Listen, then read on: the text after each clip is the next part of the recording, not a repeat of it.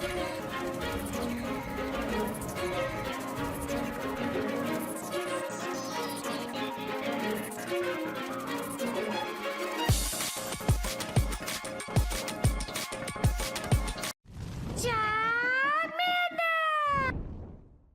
guys, King of Charmanders! Today I will be your judge, your jury, and your analyst. And now, when you have no holds barred, and you can go Super Saiyan for as much as you want. Just kidding, this is why we don't have like a Super Saiyan God 69 or something like that in the Dragon Ball Super series, if you know what I'm talking about.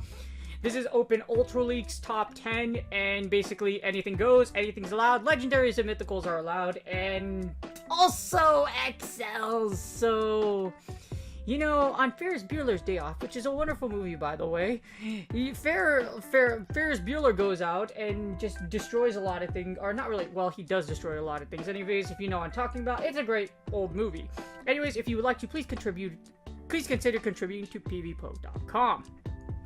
Now, as I mentioned before, we are looking, wait, you can do it using this tab. Now, as I mentioned before, this is Open Ultra League. And what we got here is really interesting. Well, actually, it's kind of interesting, but the reason why I did this one so late is because most of you actually dabble in Ultra Premier, so not a lot of you actually really care for Open Ultra League. But some of you do, because like me, it's the main league where I run with, just because the meta doesn't go through a lot of changes. But anyways, without further ado, let's get started. Alright, so staying at number 10, we actually have Giratina Origins. If you look, Giratina O isn't used as much as Gira A. I can tell you I've encountered a hell of a lot more Gira A than Gira O, but I've seen some Gira O. As you see, the individual rating is about the same at 510 and 515. As far as like... Well, the team rating is 515, but the individual rating, it's a little about, like, as you see, Giratina A and Cresselia actually overtake Giratina O.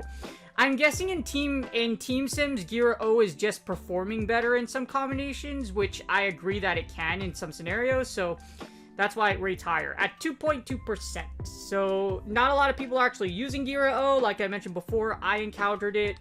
And I encountered it a few times, but it wasn't as effective as I would think, like, it would surprise you. Well, not really. So the reason why Giratina O is like worse than Gira A in Open Ultra League is because it's defense. Bulk is king in Open Ultra League, or just in any league in general. What happens with Gira O and Gira A is that you flip the stats upside down, so its attack is higher than its defense. Which means it's not super glassy, but it's pretty up there. As you see, Gira O for Open Ultra League is a fantastic lead and a great closer. The problem is that it dies to a lot of things in the meta. Gira O is unfortunately like the target of Obstagoon, which is a very popular Pokemon in Open Ultra League just because of its ability to cover the Ghost archetype, and one of them being Giratina Origins. Unfortunately, anything that's Dark type, as in Obstagoon and Umbreon, will pretty much destroy you, so, and the Scrafty as well. So that's why Giratina O, it's pretty dang dangerous to run. This is why instead of Omnis Win, Dragon Pulse has kind of made it into its way. And Gira O is kind of inaccessible anyways, even though it has a pretty sweet shiny. The Centipede, the Lizard, whichever one, well, technically it's not a lizard, it's like more like a centipede with wings. An evil dark... I don't know who designed it, but it honestly doesn't look that cool in my opinion. It just looks really lazy, but you know what? Enough about my opinion. As you see here, the reason why it's really good, though, is because it can be Giratina altered. It can Shadow Ball it to death. It can also beat, basically, the Elemental Mons in Swampert and Venusaur. It doesn't beat Charizard with Dragon Breath, though. So before you think you can try to bully your way through Charizard with Dragon Breath, it's not going to happen just because Dragon Breath does super effective damage. Excavalier is also roasted, or any fighters in general, just because of the fact that Ghosts double resist fighting. So that's why Giratina O is pretty strong. Not saying it's super bad, but there's just way too many things in here. Like I said, the Dark archetype is just way too popular. That, like, Amok, Obstagoon, Umbreon, of course, and Scrafty. I just think it's out there so much that it's really not worth running Gira O on your team. It's worked for some people, it doesn't work as well as nowadays. I guarantee you Gira A is running a lot more running around a lot more than Giratina Origins. Alright, next up on the list at number 9, we got Clefable. Clefable XL is a pain in the butt. I've seen like 15 of them. Not really 15, probably even more. But Clefable is definitely taken over Togekiss, just because Clefable doesn't carry the flying weakness that Togekiss has. So, if you have a Clefable XL, you've probably seen them running around. I've even seen people using Clefables that aren't XL, using Perfects or level 41s, or just as high as they can get them, because Clefable's really that good. Has an individual rate rate of 103. The usage is 2.2%, but if you've actually, like, for factually playing it, like, having played the league for about a week, it's actually in a lot of teams. In the lead, I've seen it in the back. It's dime a dozen, and because it's really, really bulky. So, you'll definitely see them a lot. If you see you'll definitely see a lot of Clefables in Open Ultra League. So, Clefable is the Gen 1, you know that little meme where, like, you know, Clefairy says, I don't know what I'm doing? Well, users, well, it's not that hard to know what you're doing, because all Clefable does is, like every Charmer, is tap you to death. As you see here, the reason why it's so good is because it has really high stamina, so it has a decent amount of bulk. And that's why so many people are using it in the lead. At 90.2%, this thing will charm you down, and like I mentioned, because it doesn't carry that ice weakness, or the electric weakness that Togekiss does, it's pretty freaking strong. As you see here, Clefable is in the lead for several reasons. It's pretty much deletes the Giratina Cresselia core, as well as Obstagoon, Poliwrath, and Gyarados. So beats all the water typings. Yes, you could beat Swampert in the 2-shield. This is the 1-shield scenario. This is why it says you lose against it. But in the 2 shields, you can beat Swampert. You can 2-shield your way to victory through a lot of things, as you see here. If you use Clefable versus Swampert, Swampert does die in the 2-shield. As you see here, you'll give up 2 shields, but you'll still charm it down to death. So you'll still win the lead pretty convincingly. So Charm 2-shield has been incredibly powerful throughout Go Battle League's history, and still a year and a half later, to this day, it's still impressive. But that's Clefable's main purpose. It's able to delete so many combinations in the lead. Minus steel type, so that's why if you see Melmetal or Talonflame even, Melmetal, Talonflame, or anything that can debuff it like Articuno, then you're gonna have a little bit of a hard time. Because even though like Articuno doesn't do necessarily well, you don't do necessarily well about it just because it can debuff you. So, as you see here, you do lose against it in a 2-shield. But Charm 2-shield strats are very strong, and that's why Clefable versus Togekiss has pretty much taken over Open Ultra League. As an XL, by the way. Yes, you need an XL to make it be super effective. As you see here, it goes all the way up to level 49 at 0, 15, 13. So it has a very high overall bulky stat product. Alright, at number 8, we got the thickest of worlds. We have the Fox that is known as it's like a fox, right? I think it is. Anyways, Umbreon is at number 8, standing as one of the most powerful. As you see here, overall, like, it's like literally like the number 4 as far as individual rating, as far as number 3 in usage at 10.6%. In other words, a lot of people are using Umbreon. I can tell you from personal experience that you will see a lot of Umbreon. Umbreon is just that good, though, because Umbreon is exceedingly tanky. It's not unkillable, but can literally walk through the shadows of Valley of Death. It could probably walk through the North in the Game of Thrones, kill everything in there, and still come out unscathed. It could walk through walls of fire, and a Gandalf from the Lord of the Rings probably can't stop it. It will pass. It's just that freaking good. Anyways, as you see here, Umbreon is incredibly powerful. At a 516 rating, close to Clefable, as far as team rating, it messes well in a lot of different combinations just because of its tankiness. It's able to either eat moves, or it just beats a lot of meta, Ironically, even though it is well, Umbreon is technically meta, standing at number 21. Technically, it's anti-meta as well, just because it does beat Gira AS Cresselia very comfortably, as you see here. It also beats Swampert very comfortably as well. It's also able to beat Venusaur and Charizard, so it beats out pretty much all of the elemental mons, fire, water, grass, even the electric types, it can beat them as well. But the thing about Umbreon, the liability of Umbreon is that it can lose to other dark types, like Obstagoon, Muck. It's just because Snarl's resisted, Obstagoon has super effective damage counter, and Alolan Sludge Wave does do more damage. So you're gonna have to be a little fancy and get a lot of Snarls through. It's also prone to getting punched in the face by Melmetal, and unfortunately Spirit Bombs are super effective, as in like the energy from the Pokemon of the world, that I'm assuming that's what Focus Blast, if it was like a Spirit Bomb, will do heavy damage to you. As you see, the reason why Umbreon is so good, though, is because of its overall stat product. You need a perfect one. You need a level 50. Heavily recommended. But as you see here, overall, it has such a ridiculously high defense. It's not essentially unkillable, but you're going to have to pile on a lot of charge moves. I think it took like one Blast Bird and two Frenzy Plants plus like chip damage to kill an Umbreon when I face basically a lot of them in Ultra Premier. Or in Open Ultra League, you just smash a ton of like damage on it and it will go down. That's Umbreon's biggest weakness, is its low attack. Against what it's strong against, it's super effective in foul play, etc. Will actually do it'll do a decent chunk of damage. So you're gonna fire a ton of foul plays off, but the fact that it has a low attack is the reason why it loses to things like Melmetal. It will also lose to Lapras. So like I mentioned, you have to be really fancy with Umbreon. Because 3-turn moves are the way they are, you can sneak a ton of Snarls through. So if you're very experienced using 3-turn moves, Umbreon can sneak a couple of Snarls in so that you could take back switch, etc. But it's really good for Open Ultra League. And like I said, you'll see it a lot. I didn't have it in my Season 16, but I definitely have. That's why I used Excavalier in Season 6, is because Megathorn hits Umbreon like a truck and Umbreon will go down. Next up, we got Machamp. I told everyone that Machamp was going to be extremely powerful in Open Ultra League just because of its ability to Rock Slide. Essentially, it could Rock Slide through to Talonflame. It could Rock Slide its way through the 2 shields into Talonflame, straight Rock Slide to death, along with Articuno, which is probably why you don't see a lot of Articunos in the league nowadays. They're still there, I've seen them, but Machamp is definitely out there as well, and I faced a lot of them against Talonflame. Machamp has a team rating of 526, which is really freaking high compared to, as you see, the gap between Umbreon and Machamp.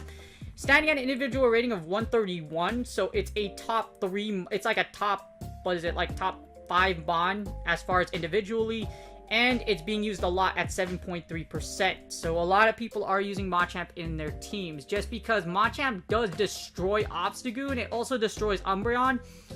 Straight Rock Slides through Talonflame and Articuno, and with a ton of energy can take out Swampert into 2 shield, and it has a ton of coverage. It also takes out Melmetal and Registeel, so it's a very, very powerful mon. It also wins CMP a lot because its attack is super high.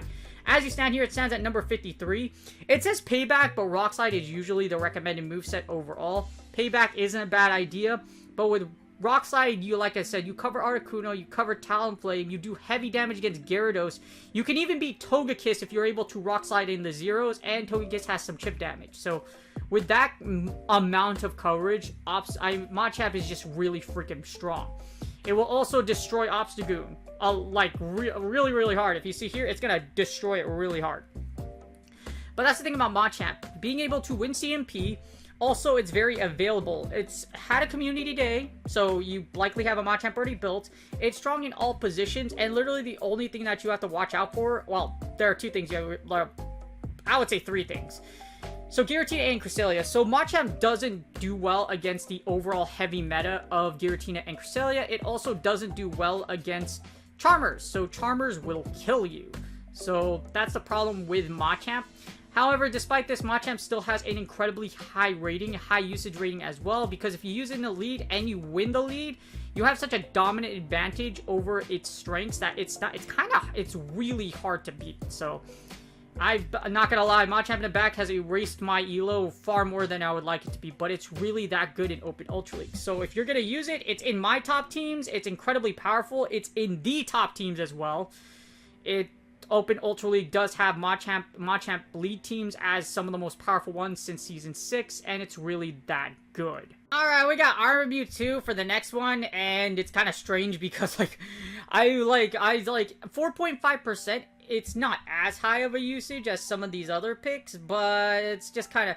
Armor Mewtwo is good. I faced a few of them. So Armor Mewtwo with Confusion, Dynamic Punch, and Side Strike. With Dynamic Punch, you can yeet an entire Obstagoon.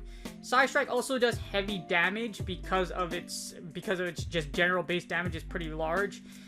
And as you see, it has a very high team rating as well as individual rate. Well, actually not individual, but more team. As you see, 105 isn't that high. But it does have a very high team rating. The thing that sucks about Armor Mewtwo, you're probably never going to see one. If you haven't caught one before, guess what? You're probably not going to see it unless you find a friend that traded for. In my opinion, this thing looks really, really bad. You know, the first movie Mewtwo looks so much more legit. This one looks really overworked. I'm not sure who designed your armor for Pokemon Evolution, but it looks like absolute garbage. Seriously, the tail doesn't need any armor. It was fine before. But nah, y'all gotta have, like, super fan. Anyways, enough about my rant for the Pokemon Company, just because, seriously, when I watched Armored Mewtwo in the first movie when I was a kid, I loved it. And I saw this one, I was like, what the heck? Why? I mean, it's cool, but why? Anyways, I'm pretty sure some of you do like it, but as you see, Armored Mewtwo is a beast. Does really well in Open Ultra League, Lead Switch, and Closer, just because of the sheer amount of damage it's able to do, and it's actually really tanky. Obviously, you're gonna die to things like Umbreon, Obstagoon, etc., but because it has Dynamic Punch, it does have coverage. So Dynamic Punch or Rock Slide, Armored Mewtwo has a ton of movesets you could try out. But the thing is, like, Armored Mewtwo does have a ton of movesets to cover the Open Ultra League meta. I faced a few, not as many as all the other picks here, but I've definitely faced a few of them, and it's really freaking good. As you see here, because of its versatile moveset, it has Rock Slide, etc. As you see here, it has a really wide range of coverage. It puts a lot of pressure on you to shield, but it costs a lot of Stardust. That's why, and it's very hard to find because if you didn't raid for it before, you likely don't have one. But it's not really like other Pokemon, in my opinion, are still way more powerful than Armored Mewtwo. As you see, Armored Mewtwo does take out Swampert, Togekiss. It can take out Melmetal, even though it is a Psychic type, just because it has Dynamic Punch. So with that insane coverage Mewtwo has, it's able to do very well against Melmetal, because Melmetal must straight Rock Slide you. So Rock Slide doesn't do a lot of damage against Armored Mewtwo. Like I mentioned before, it's very, very tanky. The only drawbacks is, like I mentioned before, you might not have one, that's one of the things, and two, it's actually overall not that great. Giratina, Cresselia, Obstagoon, its weaknesses are dime a dozen and very plentiful in Open Ultra League. So if Armored Mewtwo walked into a bar, everything else, everyone else, like, you know, like, yeah, if it walked into a bar, everyone else would just, like, tower over it, unless it's like Swampert, Togekiss, etc. But Armored Mewtwo is pretty dang good. I've seen it a few times, but definitely doesn't have a lot of, like, targets in the overall meta. Alright, now this is where we enter the Jelly! Are you Jelly? Are you Pringles? Well, what's your favorite, well, you know, the Mr. or Mrs. Pringles, the Emperor Empress of the Empress of the chips, which is, you know, fish and chips. This is, you know, chips are, you know, I'm just gonna stop. Anyways, wait, no, the chips are fries. I'm sorry, I'm so uncultured. Oh my gosh. I mean, oh my god, I totally forgot the British word for chips, but I mean, like, literal, like, okay, enough of me thinking about it. Anyways, Jellicent is incredibly powerful. I have seen it a lot in the league, so for Open Ultra League, I can see a reason why a lot of you aren't going into it, because XLs are really that strong. I've had to kill a lot of Jelly XLs in the lead, and it's been really annoying just because it's really that good. High individual rating, high usage rating, a lot higher than I expected it to be, just because Jellicent XL I mean, it could be out, but it has a very high T rating.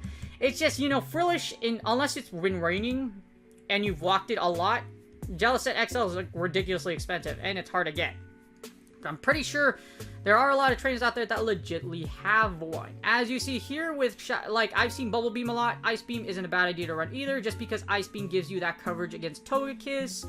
Also gives you that coverage against basically other flyers, but I think Bubble Beam is better, to be honest with you.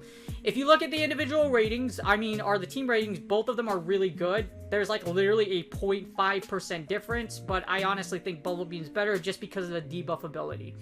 Bubble Beam does a decent, if you bait a shield with Bubble Beam, it feels amazing, and it only costs 35 energy. So as you see here, the reason why Jellicent is really good is because it essentially walls Registeel, and it also doesn't necessarily wall Melmetal, but it has a very strong matchup against it. Takes out all the fighters as well, except the pseudo fighters because of Obstagoon. But it takes out Machamp, it takes out Excavalier, it also does really well against the water types in Lapras. You could beat Swampert in certain scenarios. Swampert does take heavy damage against Shadow Ball, so you still have a chance against it. As well as being able to beat Cresselia because Psychics are weak against Ghost. It is also it's also very tanky. That's another thing. However, the thing about Jellicent is Ghosts are weak to Dark types. You likely won't see a lot of Electric types in Open Ultra League. So that's the thing about Open Ultra League is that you don't see a lot of electric or grass types. So that's why Jellicent's only real worry in a sense is just dark types, which are not dark. I mean grass and electric. Dark types are your biggest thing. Umbreon XL, of course. Obstagoon, which is another thing. Alolan also loves to see you because Dark Pulse does a lot of heavy damage. The thing about Jellicent too, even though it's really thick, is that it does lose to Giratina Altered just because you do beat it. You are able to beat Gear Altered. Just the thing is, Giratina A is very, very tanky. And because of Shadow, basically the basic synopsis of why Giratina Altered has such a strong matchup. Not bad in the 1 and the 0s. You could possibly Shadow Ball Giratina Altered to death with energy advantage, which is why 1 and 0s you beat it. But Giratina Altered is it's basically Shadow Claw. Hex is a 3-turn move. Shadow Claw is a 2-turn move. So, 2 turns faster than 3-turn. Gathers energy faster. So, Giratina Altered can slip in a lot of Shadow Claws and just pile a ton of damage on Jellicent. So, that's why Jellicent is very interesting. Swampert can also beat Jellicent if Earthquakes do go through. So, Jellicent isn't super susceptible. Yes, it's very tanky, as you see here. High defense, high stamina. But pretty much it's like Umbreon. You just beat the unholy crap out of it and it still goes down. But with Shadow Ball and Bubble Beam, Jellicent XL is mighty and factually one of the most powerful mons in, well, even if, as you see, this is why it's literally like a top 5 mon in Open Ultra League. Alright, Thanksgiving came early because at number 4 we got Talonflame. This huge, giant albatross of a flaming... It's an eagle, right? It's an eagle, right? I think it's an eagle. I think you fly like an eagle. You don't dunk like Michael, but you know what? Well, Talonflame will dunk on you with flame charges. And when it goes to like +2 or 3, it's literally on fire. So you know how... Okay, so if you don't play basketball or if you don't watch basketball heavily, basically when a player is doing really, really well and they're shooting shots like no tomorrow, they're on fire. And that's basically Talonflame when it's revved up with a bunch of flame charges. Talonflame has the highest individual rating of any of the mons out here. And a very high usage just because it's had a community day and it's really that good. Talonflame is the basic reason why fire types were inserted into the meta. Just because before Talonflame's release, fire actually wasn't a very dominant combination. People longed for a very viable fire type for Go Battle League, and Talonflame not only became a hype craze, but it's also statistically and for Open Ultra League, it is the most powerful lead. Has a high team ring as well. Talonflame, if you use it expertly and you are used to using 5-turn moves, will do incredibly well for you in Open Ultra League. It's also able to take down a ton of things. As you see here, it's the #1 lead and as well as a #1 charger at 100%. Like I mentioned, Talonflame literally made fire enter the meta. As you see here, Incinerate plus Brave Bird and Flame Charge is extremely strong. With Brave Bird, because Brave Bird hits so hard, you're able to take out Giratina Altered in the 1 shield as well as Swampert. It also puts a lot of pressure on your opponent to shield. I've done it a lot to where most people will shield my Brave Bird, my Flame Charge bait. Like, I'll stay, like, what I usually do are my play against, if you watch my videos, I'll usually stay in against what I lose against, Swampert or Gyarados or even Giratina A. And then I'll build up to a Brave Bird, eat 1 move, and then I'll burb. Because if I hit a burb through your shield, you're down to really low HP, and I can go, you're in kill range for my next move, and then I can switch out. Or it forces a shield with, or you could force a shield with Flame Charge. Like what I'll do with Gyarados is I'll build up to a Flame Charge. I'll have to shield the Aqua Tail, but by using a Flame Charge, I take it to the 1 shield, and I have a lot better of a match in the 1 shield than I do in the 2 shield against things like Gyarados, etc. Or just overall. So, Talonflame, there's a lot of fancy things you can do with Talonflame. That's why it's so good. There's not a lot of things that actually resist both fire and flying in just Ultra League in general. So that's why it's just so strong. Of course, like I mentioned before, Talonflame's biggest ability is the ability to beat its weaknesses just because Brave Bird hits like a truck. It does really well against all the Charmers. It is prone to getting hit, like, beaten down by Machamp just because Machamp can straight Rock Slide you. Machamp, sometimes I've seen some Machamps try to bait you, so if you catch a cross chop, you're pretty comfortable. However, just keep that in mind, you can get straight rock slided to death. So you can break both shields, and then you're gonna have to catch a move with a second Mon by switching in. It does lose to Melmetal really hard. Melmetal, even though it is a steel type, Rock Slide does double super effective. So Rock Slide will, Melmetal will get to 3 Rock Slides and it'll do heavy damage against you basically. And also Thunder Shock is super effective. Empoleon and Gyarados, all water types, will do heavy damage against you in the 2-shield scenario. And Talonflame is also prone to losing against Gengar, just because Gengar does win CMP and it does have Shadow Punch. So even though Talonflame is powerful, it is prone to getting the unholy heck beaten out of it.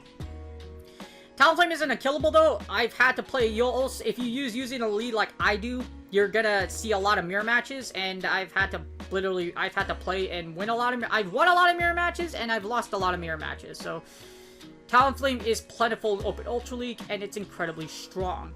Definitely recommend you give it a shot if you have one to use it. The only problem is 5-turn moves have a big learning curve. 5-turn moves, unfortunately, are very, very slow, and if you're really good at, like, I use it a lot, so, like, I'm kind of used to it, but, like, there's still things I don't know. For example, if you're about to die, then your opponent can get, if you're about to die, like, if you're in a 1 HP in a dream scenario, Mon with 2-turn fast moves can actually kill you when you're almost dead, because the thing is, if your energy registers on, like, the 5th turn, so that's why, like, if it sounds complicated what I'm telling you, that's because it is complicated, so. But Talonflame is excessively powerful in Open Ultra League, that's why it has such a high usage. You will see it if you decide to play Open Ultra League. So that's why a lot of people I know friends that have made contingency plans against it, or they really want you to have a Talonflame just so that they can kill you. So even though Talonflame's a beast, it's also been prone to targets of anti-meta teams or just a target of many teams. Alright, next up we have at number 3, the top 3. We are entering the top 3, and we got La Basura, or actually a trash can. That's what, in Spanish that means the trash can. And Registeel is a giant hunk of junk, but unfortunately it is really good for Open Ultra League. Standing at the highest usage of 20.5%. In other words, a lot of people were trying to make Registeel work. It also has a very high individual rating at 125. It's top 3 for a reason. At 542, it's one of the most powerful mons in team combinations. It's also the overall #1 Pokemon, statistically, in Open Ultra League. Registeel XL got up, like, before it was at #1, but it rose up even more just because Focus Blast got its original damage value back. If you don't know, Focus Blast used to do like 10 damage less, now it's back. So with a higher kill range, Registeel is really freaking good. Registeel is the #1 attacker as well as the #1 closer. An incredibly powerful lead, and it's not actually that bad as a safe switch. If your opponent doesn't have a super clear answer for Registeel, then it's actually not bad as a safe switch. You yeet Obstagoons with Focus Blast. If your opponent is trying to use Umbreon and thinking Umbreon is super thick, Focus Blast does heavy damage against Umbreon. So Registeel is really freaking good. As you see, Registeel does destroy a lot of different combinations. It can be gear altered with straight Flash Cannon. It can beat Cresselia pretty hard because it walls all of Cresselia's moves. It destroys the Charmers. Ice types do not like it, as in Articuno, and even Lapras doesn't like it because of its access to Focus Blast. You can also kill Melmetal with 1 Focus Blast. Thanks to its original value being back, Focus Blast is able to essentially destroy Melmetal at a lot higher ranges, and it kind of makes it the matchup like super close now at 511. Anything close to 500 is a super close matchup, but this just means you yeet Melmetal with 1 Focus Blast. As you see here, Swampert does destroy you, so Swampert, any fighters, even though Gyarados does resist all your moves, it has a 504 rating. It's a very close matchup. So just because the thing about it is even though Gyarados does resist all your moves, it takes a lot of damage. So that's why things like Flash Cannon and Focus Blast still do a lot of damage against Gyarados, and it barely wins. Things like Poliwrath and Charizard, of course, will do very well against Registeel just because of their ability to do heavy damage. So basically, anything Registeel is weak against, it can still do a decent chunk of damage. So if you have whatever's hurt against it, like if Gyarados has even just a little bit of chip on it when it goes against Registeel, Registeel can and will take a lot of different scenarios, as you see here, in the 1 shield and the zeros, etc. So Registeel really that good. Of course, the biggest barrier to Registeel is it's really hard to get one. In order to get one for XL, at least if you want optimal IVs, you're gonna need to trade it. Because, you know, the minimum for raids and research and just any other way to get Registeel is 10-10-10. So because of that, you need to get one traded to you to get a good IV. 110-15 is the rank 1, as you see here. It needs low attack and high HP and high defense. So 110-10, so basically the standard of like low attack and then defense and HP are pretty high. As you see, it's incredible defense and overall stat product, just making an absolute destroyer of pretty much anything in Open Ultra League. So Registeel, like, it's so powerful that one Flash Cannon threatens even Machamp just because of the amount of damage Flash Cannon does. So it's a very powerful, and statistically it reigns high. I haven't seen it a lot just because of Swamperts, but the teams that I have seen it on, they've beaten me. They've beaten me in the back just because Registeel is very good against my back row. And Registeel with Energy Lead can take you out just because of Lock-On being able to charge so fast. So be aware, you'll see a hunger. I've seen more trash cannons than I would like as XLs in Open Ultra League. Alright, now the final two, we got Obstagoon.